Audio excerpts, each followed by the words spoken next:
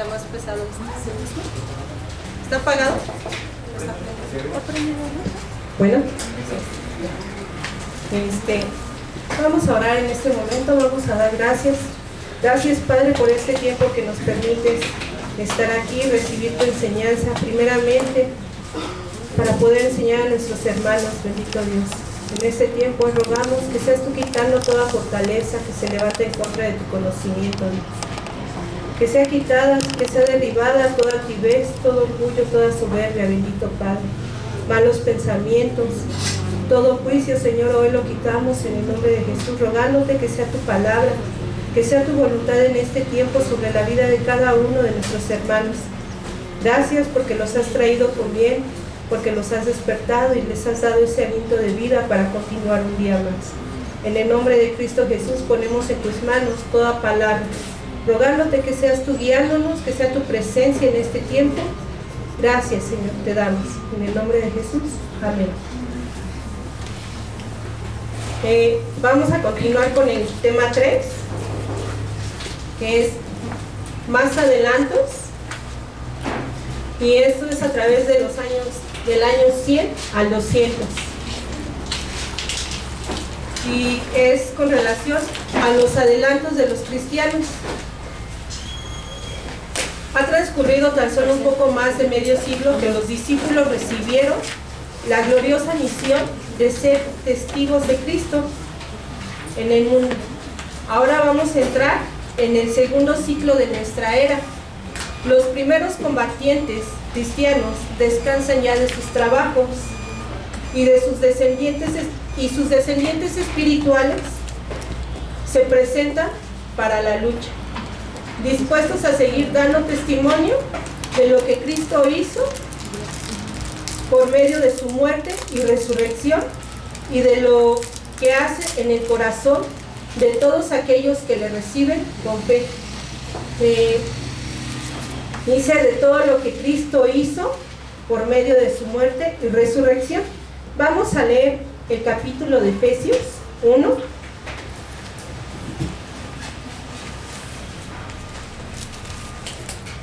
Vamos a partir de ahí.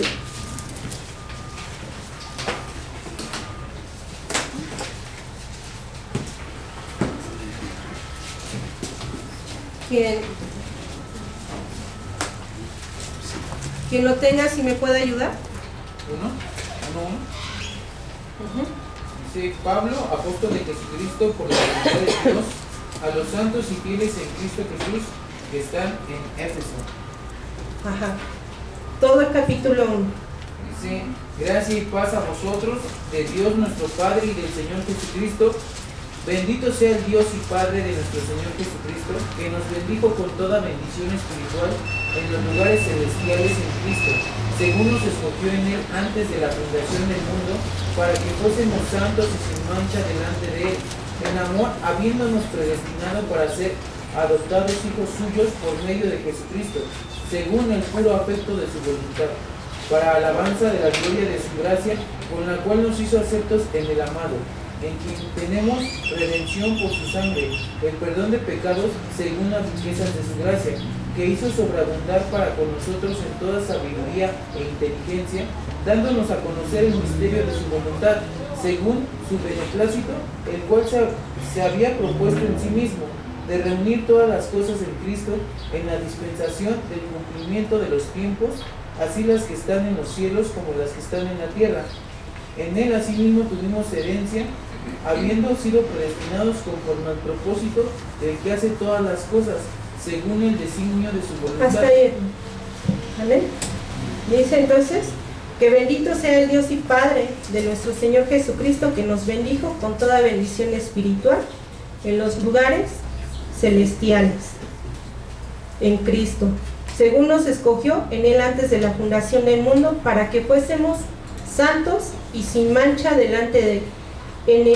En amor, habiéndonos predestinado para ser adoptados hijos suyos por medio de Jesucristo, según el puro afecto de su voluntad, para alabanza de su gloria, de su gracia, con la cual nos hizo aceptos en el amado, en quien tenemos redención por su sangre, el perdón de pecados según las riquezas de su gracia. Dice que Cristo, por medio de su muerte, el testimonio que daban los apóstoles de Jesucristo es lo que Él hizo por nosotros. Ajá. Es lo que ellos predicaban, el Evangelio de Jesucristo, por medio de su muerte y resurrección, y de lo que hace en el corazón de todos aquellos que le reciben. Y lo que hace en el corazón de todos aquellos que le reciben es, aquí nos daba un claro mensaje, ¿no? Que le alaban, que le adoran. Es lo que nos lleva a ser Jesucristo, nos lleva a la alabanza, a adorarle en todo tiempo, en toda circunstancia. Y a la vez, ese mismo amor, ese cambio que Él produce en nosotros, es el que nos lleva a un servicio, es el que nos lleva a predicar el Evangelio, en esa gratitud, en ese amor, porque viene ese entendimiento, viene ese comprender lo que Él hizo por nosotros, que el haber dado su vida por nosotros no era cualquier cosa. Ajá. No estábamos blancos y sin mancha, al contrario, estábamos sucios, ¿sí? Y a través de Él, Dios nos ve blancos y sin mancha. Entonces, dice, al llegar a esta segunda etapa de la triunfante marcha de los cristianos, quedamos sorprendidos de la rapidez que el Evangelio ha penetrado en todos los países de la tierra, alcanzando las masas y ganando multitudes de almas, que contra la fe en el camino de la vida eterna, que entran por la fe en el camino de la vida eterna. Aquellos que al principio fueron solo un puñado de hombres y mujeres de Judea, se ha convertido en una legión inmensa. Y eso que estamos hablando tan solo de los años 100 a los cientos. Pero ahora podemos ver en este tiempo qué tanto se ha expandido el Evangelio. Ajá. ¿Cuántas generaciones ha alcanzado el Evangelio? Ha traspasado. ¿Sí? No nada más ha sido que se quedó en ese tiempo y en esa era, en ese siglo, no. Lo que ha trascendido, las almas. Hay muchos que ya partieron y están descansando en este tiempo. Pero eso que ellos trabajaron, ese arduo trabajo que ellos llevaron a través de la predicación del Evangelio, podemos ver ahorita frutos. Ajá. Hay quienes tal vez en nuestras descendencias, nuestros abuelos, nuestros bisabuelos, tatarabuelos, eran cristianos. Y ahorita podemos ver frutos en los nietos, bisnietos, tataranietos, bisnietos, ¿no? Entonces, podemos ver las generaciones cómo van avanzando de bendición. Pero no solamente en tu familia, sino a lo largo y ancho que ha sido esta vida. A pesar de las circunstancias con las que se encontraron ellos. Hemos estado hablando de los mártires, hemos estado hablando de aquellas grandes personas, aquellos grandes hermanos, de nuestros hermanos, ajá, que dieron su vida por ir y predicar el Evangelio. Ajá. ¿Cómo es que ha trascendido ese trabajo que ellos llevaron a cabo? A través de ese amor. Hace ratito nos hablaba, ¿no? Hacemos las cosas por amor, y que las debemos de hacer en todos lados en ese amor. Pero ese amor también nos lleva a tener una responsabilidad en cómo hacemos las cosas. El mismo amor te va a llevar a esa responsabilidad y a ese orden en llevar a cabo todas las cosas que hagamos. Dice la enseñanza que las autoridades se sorprendían en esos tiempos, las multitudes se sorprendían de los cristianos por las actitudes que tenían. Cuando estaban enfrentando la muerte, aparentemente, porque ellos lo que estaban viendo era la vida venidera, esa vida abierta, esa vida eterna que les esperaba en ese momento, que ya habían comenzado, pero que iban ahora a traspasar, que iban a pasar a otra etapa de madurez. Que ellos no se estaban desgarrando la piel en ese momento, arrastrándose porque no los mataran. Al contrario, dicen que estaban con una paz, que ellos se sorprendían. Y tristemente nosotros, cuando vienen los problemas a nuestra vida, cómo estamos. Ajá. Cuando vienen esas pequeñas pruebas a nuestra vida, yo le llamo pequeñas porque realmente son pequeñas. Ajá. Son tan pequeñas, pero llega un momento en el que nosotras las agrandamos. Le damos esa cavidad a que se expandan cuando realmente no tienen ese grado de problemas.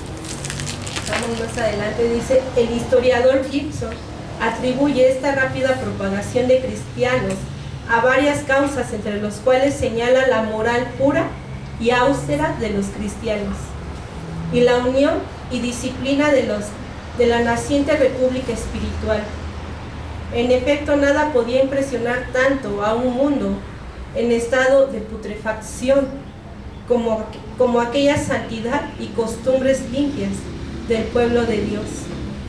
Y en medio de la discordia e intrigas del mundo, la unidad y disciplina voluntaria de los cristianos. Tenían forzosamente que ser un poder de atracción. Entonces, eso es lo que causan los cristianos. Eso es lo que causan los hijos de Dios. Eso es lo que causamos nosotros, que a través de nuestro testimonio las personas están atentas a nosotros. Como podemos ser de impacto y de bendición para sus vidas, como podemos ser de tropiezo para ellos. Pero aquí lo único que nos va a llevar no va a ser nuestro conocimiento en la teología, sino realmente el conocimiento de la palabra de Dios, que la atesoremos en nosotros, que la vivamos día a día.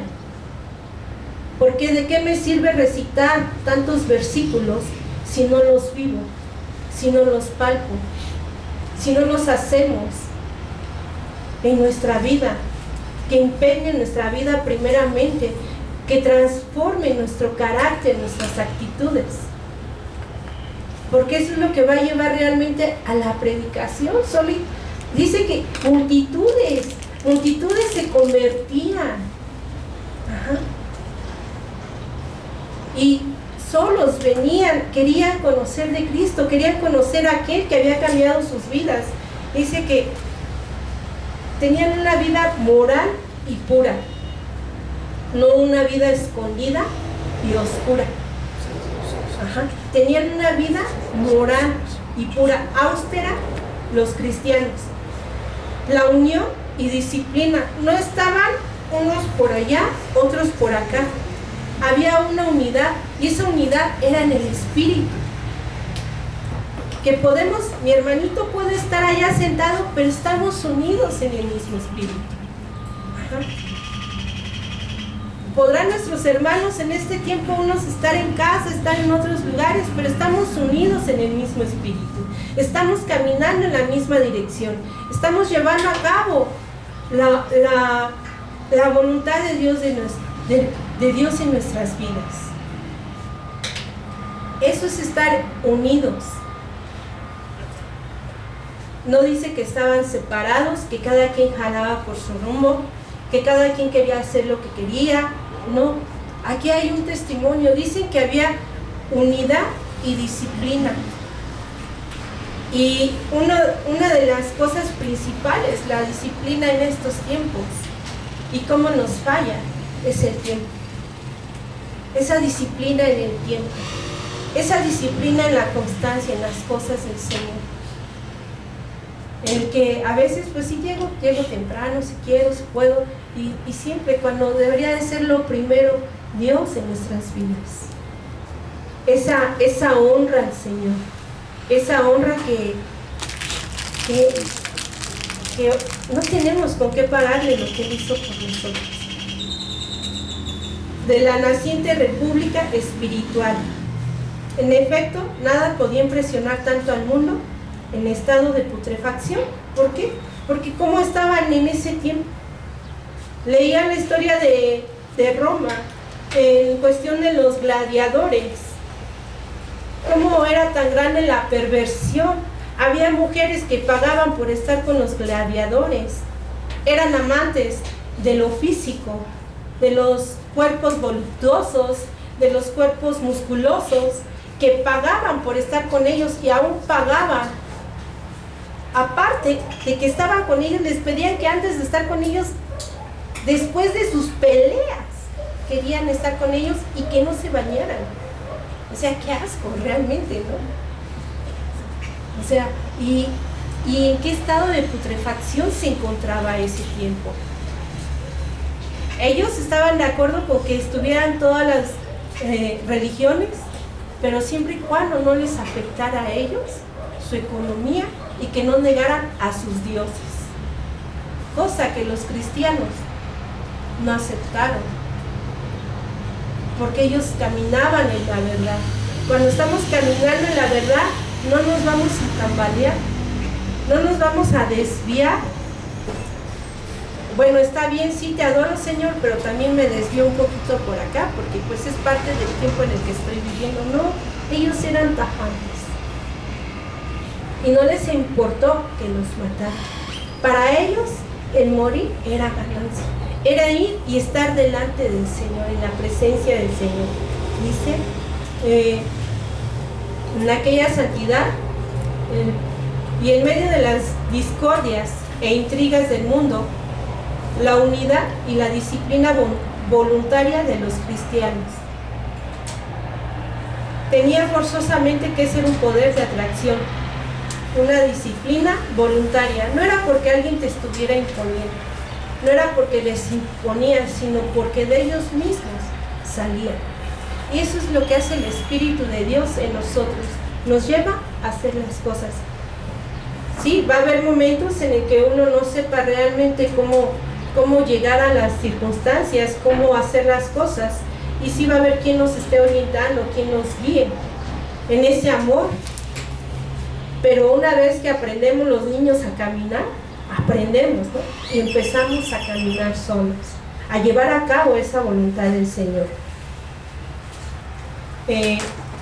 Difícil es calcular a qué número habían llegado los cristianos en el segundo siglo, pero dice la historia que se han reservado bastantes datos sobre el número de países donde actuaban, y por algunas expresiones de escritores en aquel tiempo podemos inferir que el crecimiento numérico era asombroso.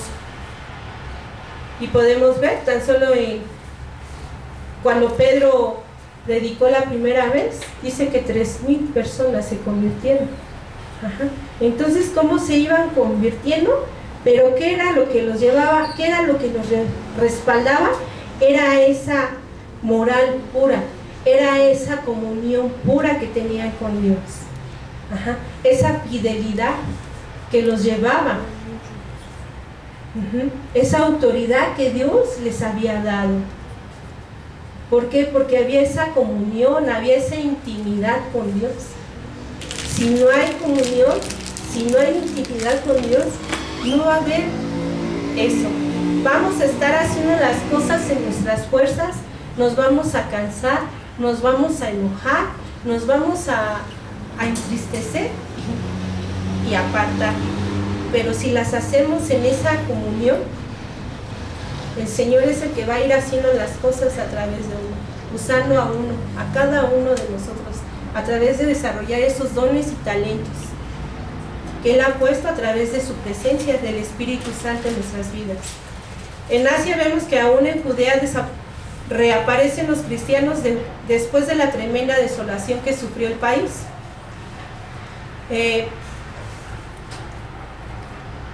Muchos de los miembros de la iglesia que habían huido a Pella regresaron a Jerusalén reconstruida, en parte con el nombre de Elia Capitolina, y allí lo hallamos actuando bajo el cuidado pastoral de un tal Simeón, que se cree que era pariente del Señor. En Cesarea, ciudad situada de Samaria, floreció que varios siglos una próspera comunidad cristiana. En Siria, Asia Menor, Galacia y Mesopotamia, eran numerosísimas las iglesias diseminadas por todas las ciudades y aldeas. Hay también edificios de vista cristiana en Persia, Media, Partia y Bactrina. Poco tiempo después vemos que el Evangelio había llegado hasta América, Arabia y hasta algunas provincias de la India. En África fue Egipto el primer país que tuvo conocimiento del Evangelio. Se atribuye a San Marcos la fundación de la iglesia de Alejandría, la cual llegó a ser un poderoso baluarte espiritual en aquella ciudad culta y famosa. De Egipto, el Evangelio pasó a Cirénica y Etiopía. En Cartago y regiones circunvecinas sabemos por las obras de Tertuliano, en que en la segunda mitad del siglo II el número de cristianos era considerable. Los paganos llegaron a alarmarse al ver cuán rápidamente ganaban prosélitos en todas las clases sociales, tanto en los centros de población como en el campo. Tanto era el crecimiento que las autoridades de ese tiempo se veían afectadas. Se veían afectados porque sus iglesias empezaron a estar vacías, porque su economía se empezaba a ver afectada. Más adelante lo vamos a ver, el por qué tanto les afectaba, pero dentro de todo eso sabemos que había un trasfondo, porque ellos eran cristianos, porque profesaban la fe en Cristo Jesús y no la negaban. Entonces sabemos que detrás hay un trasfondo espiritual, que era Satanás usando también a estas personas. Esa oscuridad de entendimiento, esa vista nublada que no miraban, porque a pesar de ver el testimonio de los cristianos, a pesar de ver sus actitudes, su forma de vivir, los tenían por malos. Los tenían por personas que estaban contaminando a las poblaciones. Por eso es que comenzó esa persecución de espada, al grado de matarlos. En Europa, las persecuciones de Nerón y Domiciano favorecieron directamente la población del cristianismo. Cuando las persecuciones comenzaron, los cristianos empezaron a dispersarse.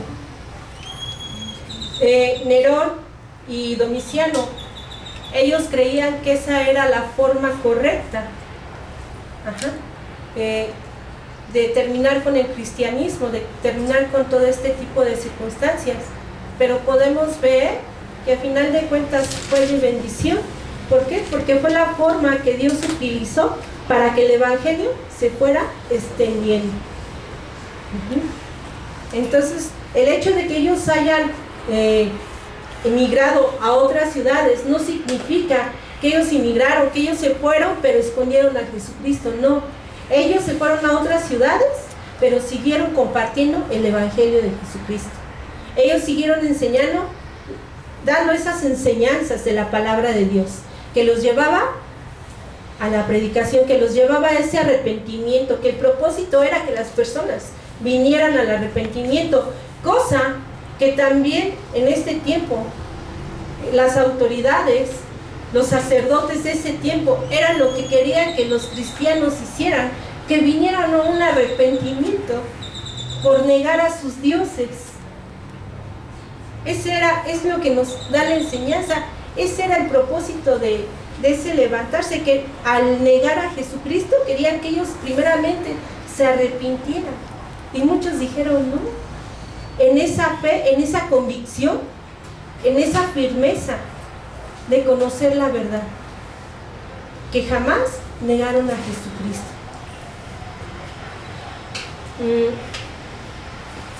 En las regiones donde habían trabajado los apóstoles, siguen prosperando las iglesias, en Atenas, en Filipos, Tesalónica, Esmirna, etc.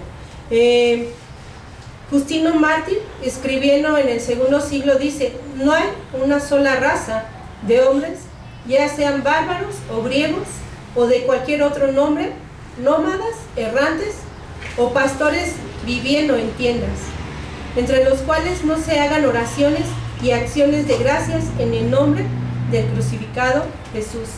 ¿Y quién fue Justino Mártir? Justino Mártir fue un filósofo, apologista, cristiano, y también este era un hombre que fue influenciado por Platón. Ajá. Entonces él mismo decía que entre los cuales no se hagan oraciones y acciones de gracias en el nombre de Jesucristo. Así le decían ellos, el crucificado. Ese es el testimonio que él daba de ellos. En un pasaje de Irineo, escrito más o menos en la misma época, en el que acaba de citar, se habla de iglesias en Alemania, Francia, España, Egipto, Libia y otras regiones. Entonces podemos ver hasta dónde iba trascendiendo la palabra de Dios. Podemos ver cuánto hace Dios con una sola persona. Todo lo que Jesucristo predicó y habló a esos discípulos, a los 12, y aparte con el tiempo esas multitudes que se iban acercando, hasta dónde llegó la palabra de Dios. ¿Cuántos millones tan solo de hombres somos aquí en México? Somos alrededor de 128 millones de almas. Ajá. Y que tenemos una gran responsabilidad. ¿A cuántas almas les hemos predicado? ¿Cuántas almas se han convertido a la palabra de Dios? Yo creo que no llegamos ni, yo en lo personal, o sea, decimos, Señor, tú nos hablas de miles, multitudes, entonces esa responsabilidad que tenemos, Él lo va a hacer, Él nos va a llevar a esos lugares. A veces decimos que los problemas que estamos viviendo nos van a apartar del Señor, pero si siempre le preguntamos al Señor, Señor, si tú permites que me envíen a ese lugar, tiene un propósito. Ajá. Tiene un propósito, mis ojos no lo ven, pero tú ya lo vistes. Entonces, esa es la fe, esa es la confianza que hay en nosotros. Dice que a fines del siglo, Tertuliano, al escribir su famosa apología, ya podía decir a los paganos, somos solamente de ayer. Y hemos llenado todo lugar entre vosotros, ciudades, islas, fortalezas, pueblos, mercados, campos, tribus, compañías, senado, foro. No os hemos dejado sino los templos de vuestros dioses. Si los cristianos se retirasen de las comunidades paganas, agrega, vosotros los paganos quedaríais horrorizados de la soledad en que os encontráis, en un silencio y estupor como el del mundo muerto.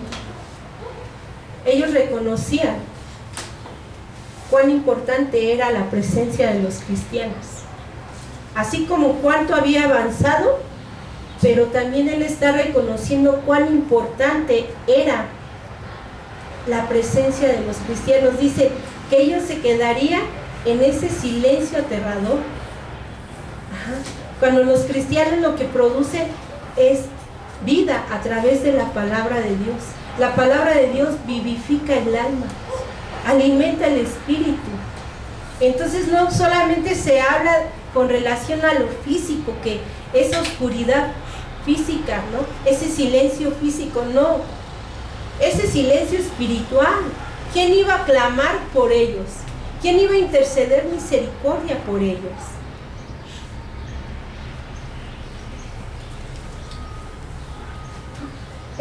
Es probable que Tertuliano use aquí un lenguaje un tanto hiperbólico, pero sus palabras demuestran que los cristianos habían ganado mucho terreno y que el testimonio del Señor era dado vigorosamente por una verdadera multitud, testigos enérgicos, fieles y resueltos a dar su vida, resueltos a dar el tiempo de vida que Dios les había dado, resueltos a darlo todo. Ajá. El tener ese amplio entendimiento de darlo todo por el Señor, todo, de verdad que hasta dónde llega, no tiene límite. Pero nosotros en este tiempo nos limitamos muchas veces. Y tristemente hemos escuchado en alguna ocasión, bueno, sí voy a la iglesia, ¿no? pero no me quiero comprometer tanto. Nada más mis tiempos, ¿no? Y todo. Cuando podemos ver a estas personas, estos grandes personajes, cómo dieron todo por el Señor, por predicar, por llevar esa palabra que transforma los corazones, que cambia el alma.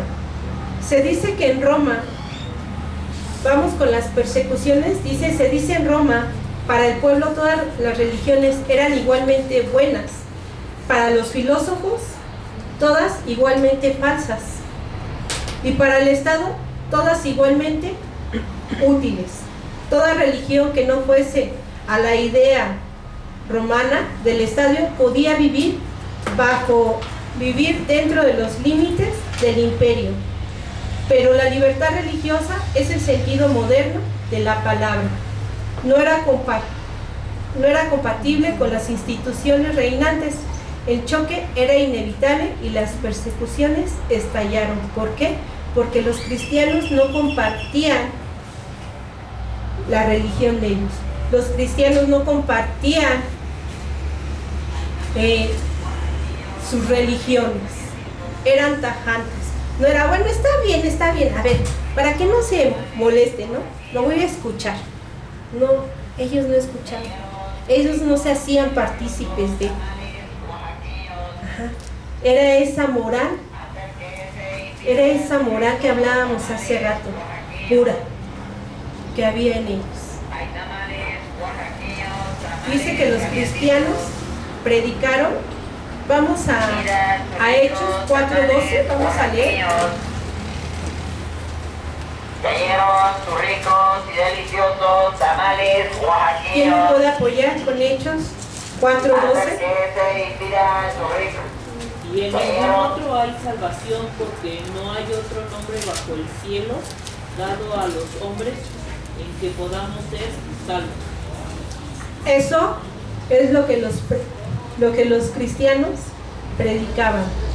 Dice, y en ninguno hay salvación, porque no hay otro nombre bajo el cielo dado a los hombres en que podamos ser salvos. Eso es lo que ellos iban predicando. La predicación de la religión cristiana era de hecho un ataque a la religión del Estado y a todas las demás. Roma podía tolerar la multitud de dioses porque creía que de su protección dependía la grandeza nacional.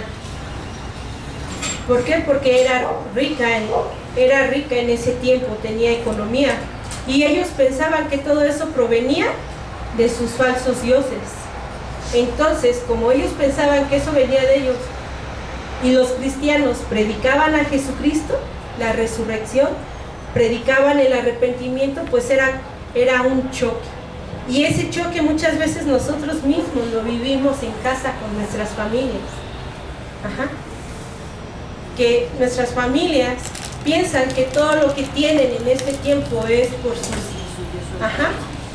sus falsos dioses, por sus imágenes de yeso. Piensan que todo proviene de ahí, cuando realmente no. Y viene ese choque con nosotros. ¿Por qué? Porque la luz con las tinieblas no se lleva. Esa es la respuesta. ¿Por qué se molesta mi familia cuando llego? ¿Por qué? Porque no estamos en el mismo espíritu. Por eso es que hay manifestaciones. Podemos ver cómo en muchos lugares su mente está en lo material. Venta, trabajo, coches y cosas tan solo materiales, ¿no? Pero a Dios, sí, yo sí pienso en Dios, mira, ya le puse las flores, ¿no? Piensan que esa es una forma de adorar, ¿no? Esas son sus tradiciones, sus costumbres. Entonces ahora en este tiempo que hemos conocido la verdad, que Dios nos está llevando esa verdad, vienen esos choques como ellos vivieron en esos tiempos. El choque con el gobierno, ese choque que se da en muchos otros países a donde hay persecución en este tiempo con los cristianos. Es el choque que tienen ellos en este tiempo. La verdad no puede pactar con el error. Así el cristianismo no podía ponerse de acuerdo con el paganismo y sentía que debía atacarlo y sin tregua luchar en su contra. Bastaba anunciar las doctrinas de Cristo para que esto fuese un ataque al paganismo. Y la sola presencia de los cristianos era una elocuente condenación de aquel sistema. Entonces, la santidad de los cristianos fue una de las causas que también contribuyó a despertar el odio de los enemigos de la verdad. ¿Por qué? Porque pues mientras todo nos lo han dicho, no te preocupes cuando estés enfrentando circunstancias. Preocúpate cuando todo esté calmado, porque no le está haciendo de estorbo. No está haciendo de estorbo al diablo. Preocúpate cuando todo esté calmadito y digas, qué padre, ¿no? El mejor momento que estamos viviendo es cuando tenemos circunstancias. ¿Por qué? Porque estamos madurando. Estamos siendo probados, estamos siendo fortalecidos a través de las pruebas. Que tristemente a veces todavía somos sentimentalistas, emocionalistas, nos dejamos arrastrar por todo eso, pero realmente lo que está produciendo eso es madurez. Ya no estamos siendo probados en la carne, no, estamos siendo probados, estamos creciendo, estamos madurando. En esa madurez podemos ver a nuestros hijos en este tiempo, o nosotros cuando fuimos jóvenes, éramos tal vez berrinchudos en un tiempo, pero conforme va avanzando el tiempo, vas madurando y dejas de hacer esos berrinches. Ahora nos toca ver a nuestros hijos, a nuestros nietos, ¿no? Pero sabemos que cabezón un día va a madurar, decimos, ¿no? Un día va a madurar, va a entender realmente. ¿Por qué? ¿Por qué se lo digo? Aunque se sienta atacado, le tengo que decir la verdad. Aunque se sienta atacada, le tengo que decir la verdad. Que tiene que honrar a su papá, a su mamá, porque es bendición para su vida. No va a ser bendición para el vecino, es bendición para tu vida. Es palabra de Dios con promesa a tu vida. Pero nos estamos instruyendo en esa palabra. ¿Cuántas veces nuestro pastor ha hablado a nuestras vidas y la escuchamos y vamos caminando? Híjole, nos llegó este tiempo de la prueba y la reprobamos. Y ya nos damos cuenta que el pastor nos lo había dicho cuando tal vez en un momento dado nos lo vuelve a recordar, ¿no? O en otras ocasiones viene esa palabra en nuestras vidas y dice, a esto se refería. Pasamos la prueba. Entonces, ese es el tiempo de madurar, de ir creciendo. Dice que la santidad de los cristianos fue una de las causas que también contribuyó a despertar el odio de los enemigos de la verdad. Jesús había dicho a sus discípulos, si fueras del mundo, el mundo amaría lo suyo, pero porque no sois del mundo, antes yo os elegí del mundo, por eso el mundo os aborrece. San Pablo dijo, la mente carnal es enemistad contra Dios. Y todos los que quieren vivir piadosamente en Cristo Jesús padecerán la persecución. Esto nos lo dice en 2 de Timoteo 3:12. La mente carnal es enemistad con Dios. Lo podemos encontrar en Romanos 8:7. Capítulo 8, versículo 7. ¿Sí? Entonces, pero dice algo, aquí algo que dice, hermoso, dice, todo, antes yo os elegí del mundo, antes. ya habíamos sido escogidos para este tiempo. Aunque el mundo nos aborrezca, aunque el mundo no le caigamos bien, aunque no nos quieran ver en las casas, aunque no nos quieran invitar a sus fiestas, aunque se levante lo que se levante, nosotros ya habíamos sido escogidos.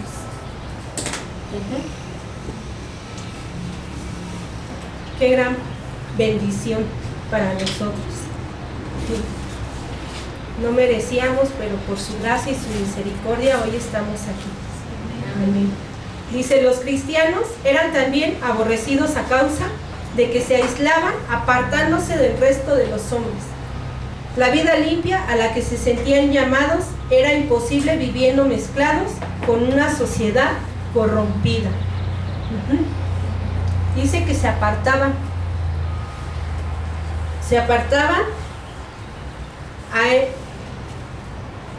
Viviendo, dice, los cristianos eran también aborrecidos a causa de que se aislaban, porque no participaban en sus circos, que más adelante los circos era lo que se llevaba a cabo en los coliseos, en ese tiempo de los gladiadores, en la forma como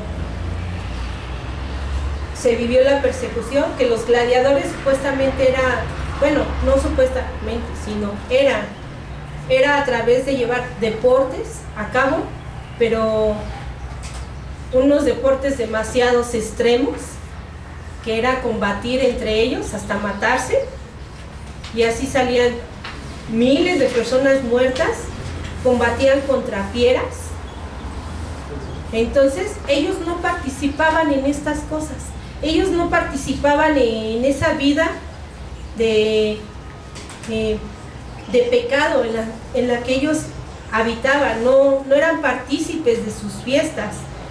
Dice que llevaban una vida limpia a la que se sentían llamados.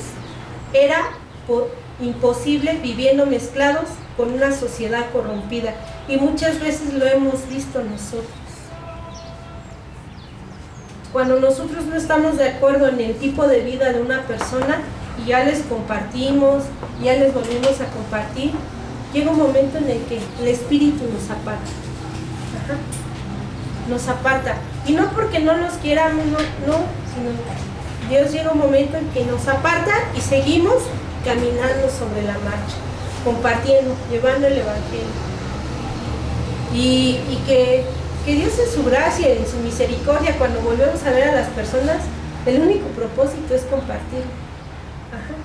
Ya nuestros tiempos van cambiando, y aparte es la decisión, ¿no? Si yo sé que a mí me hace mal tomar, de ahí me sacó el Señor, pues ¿para qué me sigo haciendo parte de ese lugar, no? Mejor, ¿no quieren recibir el mensaje?